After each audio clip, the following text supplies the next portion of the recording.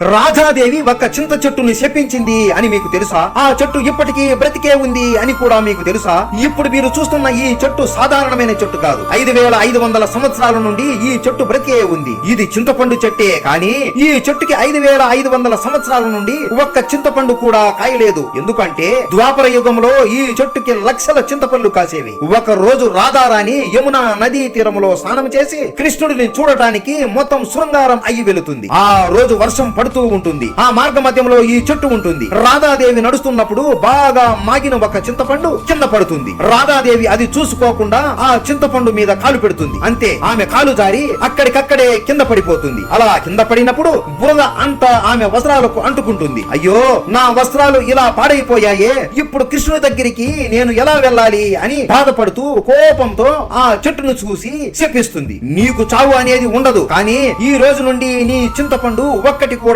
మాగదు. నువ్వు ఒక్కరికి కూడా కడుపు నింపలేవు అని అంటుంది. ఈ ఆలయము వృందావన్ లో ఉన్న ఇమ్లీథల మందిరం. ఈ ఆలయానికి మీరు ఎప్పుడైనా వెళ్ళారా? కామెంట్ చేయండి.